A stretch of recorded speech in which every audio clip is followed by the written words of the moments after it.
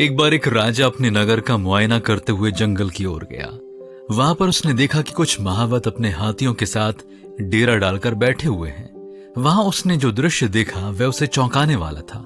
एक बड़े हाथी को पतली रस्सी से एक छोटे पेड़ से बांध कर रखा था और वहीं एक छोटे हाथी के बच्चे को मोटी रस्सी से एक बड़े पेड़ से बांधा हुआ था। छोटा हाथी पूरे बल से जी जान लगाकर उस रस्सी को तोड़ने की कोशिश में लगा हुआ था। राजा ने महावत से पूछा, यह क्या है? बड़े हाथी को पतली रस्सी से इस छोटे से पेड़ से बांधा हुआ है और इस छोटे से हाथी को इतने बड़े पेड़ से मोटी रस्सी से बांध कर रखा हुआ है। महावत ने राजा को उत्तर दिया, जब ये बड़ा हाथी छोटा था तब उसे भी बड़े पेड़ से मोटी रस्सी से ही बांध कर रखा जाता था। हाथी ने बहुत सी कोशिशें की कि किसी तरह रस्सी को तोड़कर मुक्त हो जाए, परंतु वह असफल रहा। इसलिए उसने रस्सी को तोड़ने का भरोसा छोड़ दिया।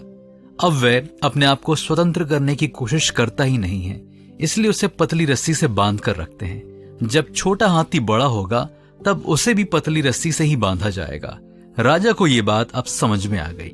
मित्रों, हम में से कई लोग इस हाथी के समान ही हैं। अगर हमारे जीवन में कोई बड़ा संकट या मुसीबत आ जाए तो पहले हम भी साहस से उसका सामना करते हैं, परंतु अगर असफलता का सामना करना पड़े तो हम कोशिश करना ही छोड़ देते हैं।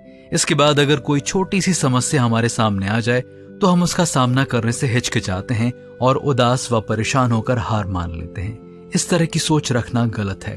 अगर हम प्रभु में विश्वास रखते हैं तो कितनी भी बड़ी समस्या हमारे सामने आ जाए हम उसका सामना बेझिझक कर सकते हैं।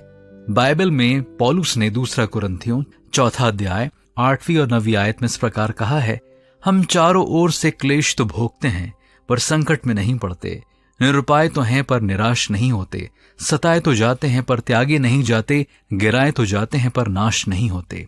क्या हम भी पौलुस के समान इन बातों को कह सकते हैं? ये सोचने का विषय है।